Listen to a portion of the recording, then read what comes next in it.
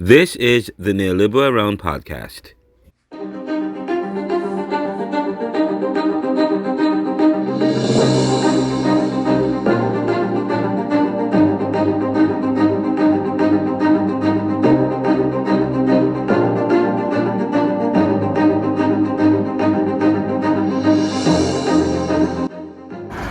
Welcome to another episode of the Neoliberal Around podcast. I'm Renaldo McKenzie, your creator and host. Today, we bring you an update regarding John Anthony Castro. John Anthony Castro was running for president, and he was also suing Donald Trump for violating Section 3 of the 14th Amendment. He has been on this show prior to him being thrown in jail, which ended his lawsuit and also his campaign for president. We have an update on him because he spoke with me from jail or from prison, and there's a major update with him. That's coming up next on the podcast. It's so obvious it's there, but the good thing is that God is bringing it all to light. I'm happy that you reached out to me because I was getting conflicting information. And I'll give you an update too. So we did file an emergency writ of certiorari at the Supreme Court. Okay. And I cited your articles in it. Oh, yes, you did. Oh, thank you. Yeah. I'm gonna probably now that I'm talking to you right now, I'm actually gonna give an update to people who want, because I saw somebody reference your name somewhere, and I'm trying to find the article, but they did say that. You had filed. I did mention that you filed an appeal, and someone responded by saying, "Well, the appeal was overturned," and so on. But of course, that's not what happened. You're saying that it's still before the appellate court, and you're waiting on a decision. When is the decision? You said a 6-man panel. No. So the panel is 3 judges, Okay. and once the case goes and gets what they call calendared for panel review, Yes. Generally it's 30 to 90 days after that is when the opinion will come out. So, Okay. but it's almost never in the 30 range. So that's why I said 60 to 90. So pretty much, I would say, let's see, all of April, May, June. So I would say before July 1st, the opinion will come out. Okay. And you're saying that. Summer. Okay. And July, which is in the summer. Yep. So you're saying that I can visit you, I can visit you in you can get visitors, so I can come to you're in Texas? No, I'm in Pollock, Louisiana. Louisiana. Okay. So I can visit you in Louisiana? You'd have to submit a visitation form, but yeah, you could. Okay, visitation form. I can send you a link to it. Yeah, would they allow me to do interviews with you as well if I come there? Yeah. Oh, do they allow you to do interview on the phone too as well? I mean, yeah, I can do it right now over this phone. Oh, really? Yeah. Oh, great. Well, okay, great. So I record this conversation, and if I publish it, you won't get in trouble. Correct. Okay, well, great. So let's do it. Hold on a second. This is perfect. Well, we can do it right now. Let me just make sure it is. It's gonna be a phone call. Welcome to another episode of the Neoliberal Around podcast. We have an update regarding John Anthony Castro, who was running for president against Donald Trump. He was running for president. He was suing Donald Trump for violating Section 3 of the 14th Amendment, and he was also president of AI Tax. And during the middle of the elections and his lawsuit, he was indicted and thrown in jail for some tax fraud, which he has vehemently maintained his innocence and has been fighting. John, welcome back to the Neoliberal podcast. Thank you, Renaldo. Yeah, I published several articles, and we were just talking, and actually got a chance to listen to what you have said. What's the latest with you? What's going on? Where are you now? Yeah, so it's in the final phase. So the briefing has been completed, and now the My opening brief, the government's response, and my final reply are before a 3-judge panel with the U.S. Court of Appeals for the Fifth Circuit. So generally, once the panel has the briefs, it's usually about 60 to 90 days after that the opinion and judgment is officially published. So right now we're just in the waiting period, but all roads have come to this. And recently I got a message from someone on Twitter saying that the initial filing, your initial filing to appeal the decision, you had gotten a decision and they had overturned your motion to appeal, but you're saying that's not true. Correct. That's not true. So again, it shows you that these people, they're not letting up. They're still putting out false information, misinformation. But the best thing people can do is go to PACER. That stands for Public Access to Court Electronic Records, and you can see the docket for yourself. The case is still pending; it's active. There's been no decision yet. So, you still have the the false information machine out there running at full speed against me. And the motion, and you're filing this appeal. And tell us a little bit what's the motion? Why do you believe that that you should be released? What is the motion? Oh, well, the motion for release, the Fifth Circuit, the district judge denied it, and then the Fifth Circuit denied it, both of them without stating their reasons. And that the reason why that is monumental is that Federal Rule of Appellate Procedure 9 expressly says that they are required to state their reasons for denying release in writing. And they didn't do that. And so right now that issue is pending before the district court. The judge is refusing to state his reasons on the record because he knows that there is no basis. He already knows that the government got caught red-handed. They were rigging the trial before it started, during the trial, and even after the trial. Before trial, they snuck in fake stipulations where they basically said that I was agreeing to guilt on 24 of the 33 counts, which is ridiculous. They forged my attorney, Jason Freeman's, signature on the stipulations, snuck that into the record. That was their insurance policy in case the trial didn't go as planned, which it didn't. During trial, things started falling apart for the government, and so they blackmailed the witness, Linda Rivera. They caught her committing crimes. They forced her to lie about me. So they rigged the trial before, during, with Linda Rivera, and then even afterwards. Another part of my appeal addresses the fact that the prosecutor, P.J. Meidel, had extrajudicial communications with the court reporter. That means that he had communications with her outside of the courtroom, which is illegal. And so he basically told her to change parts of the transcript to fit the narrative of the argument they were trying to make. And so that's why I say they were fixing the trial both before, during, and after. All aspects of it were rigged, and thankfully my opening brief exposed all of that. And you said that you expect a decision by July, by the summer, in terms of the appeal.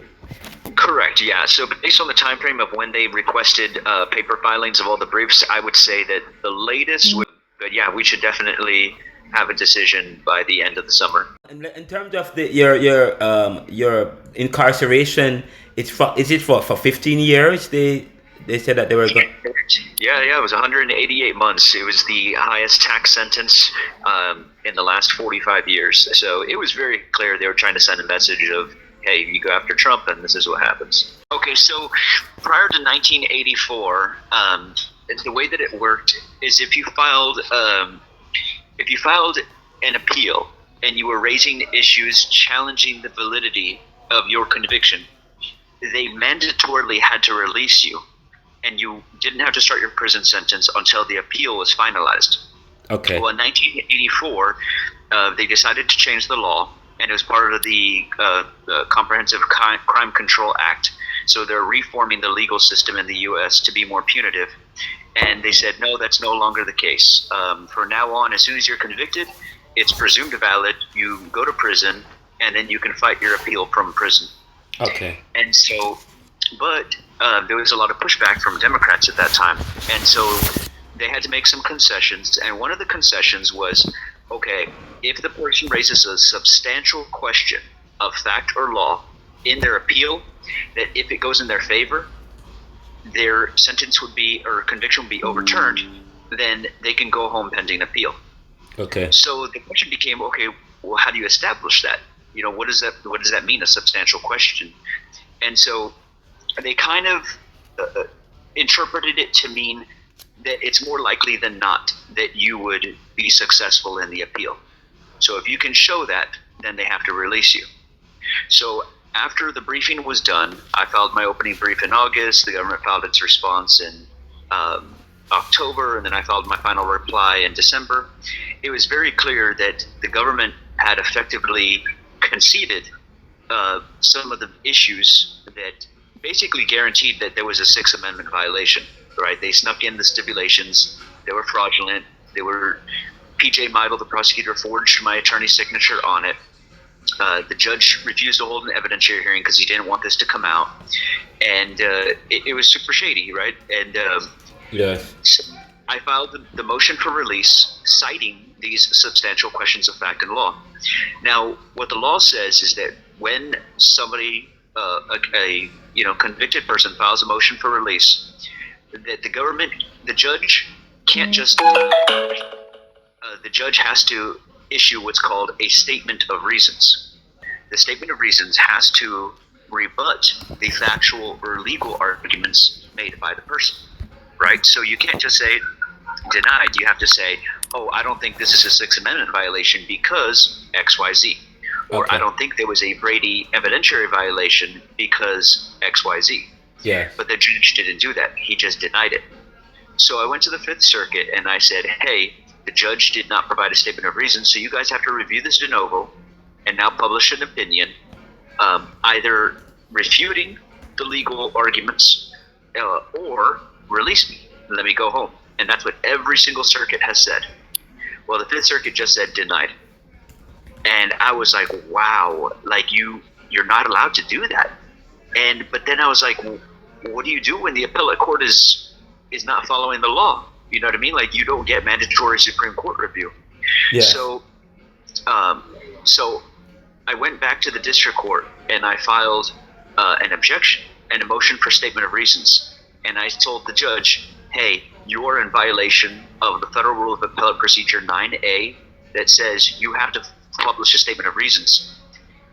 If you don't do this, I'm going to have to file a complaint with the Chief Judge of the Fifth Circuit explaining that you were violating the Code of Conduct. And I'm also going to have to file a complaint with the Senate Judiciary Committee that you are not following the law and that the Fifth Circuit's giving you a free pass on this. And the Fifth Circuit can do that and get away with it, but you can't. And so I filed that a month and a half ago. The judge still hasn't ruled. Okay. So, and also the first motion for release, DOJ did not oppose my release.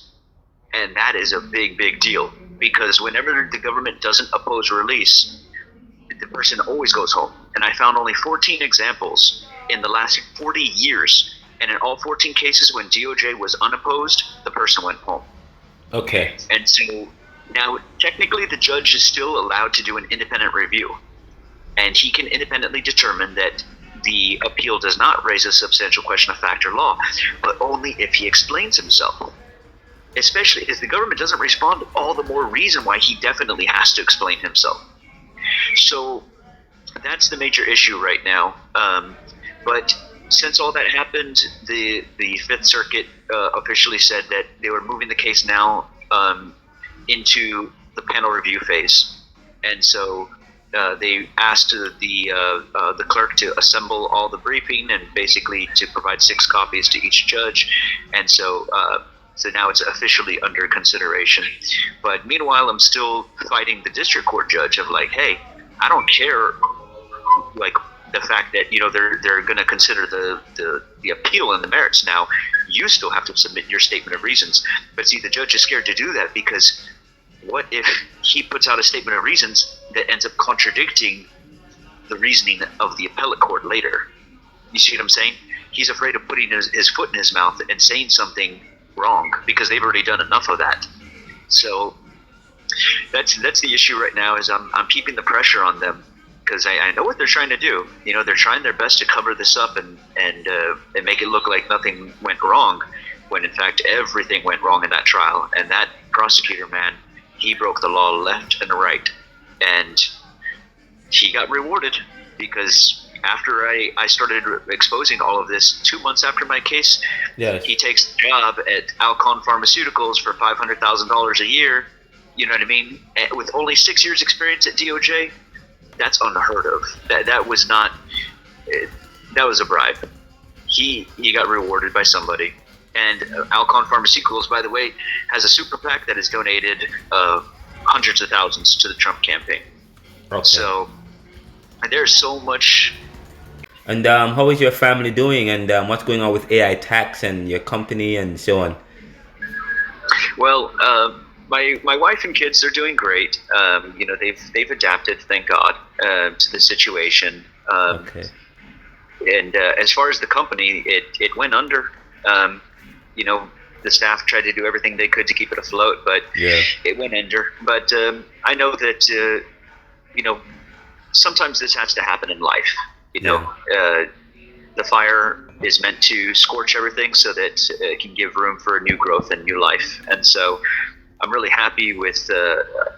It's amazing just how God works everything in our favor. And as I've been in here, I've gotten closer to God, gotten closer to the Word and Scripture, and I see now that He has a path for me, and I'm looking forward to the next phase of life. Hello? Yes. John? Okay, Did I that's hear good. it? Yeah, okay, good. You went out for a minute. And what's going on? And if you were to release, what's going to be next for you? Yeah, that's the $1 million question. I think that I've found a new path. Yeah. And I definitely see myself pursuing work in ministry. Okay.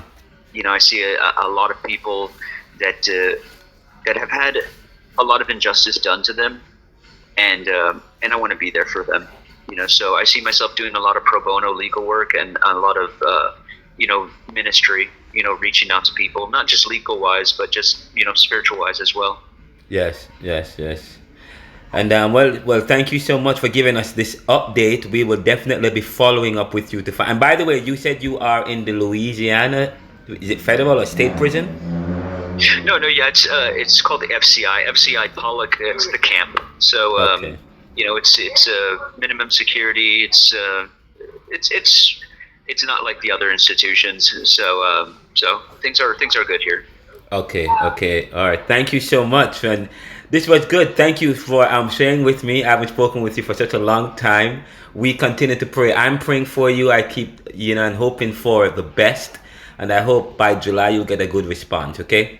I am definitely going to share this and share your. And then of course we're going to talk. We have to share your story. You've been through so much. When all this is done, you'll have a powerful story to share. Oh yeah. And yes. And we've been sharing your story from the moment you decided to run for president, but we believe that that all things work together for good to them that love the Lord. Yes. Yes, absolutely. Well, keep in touch. Yeah, definitely. Thanks, Renaldo. Yes. Walk good. Take care.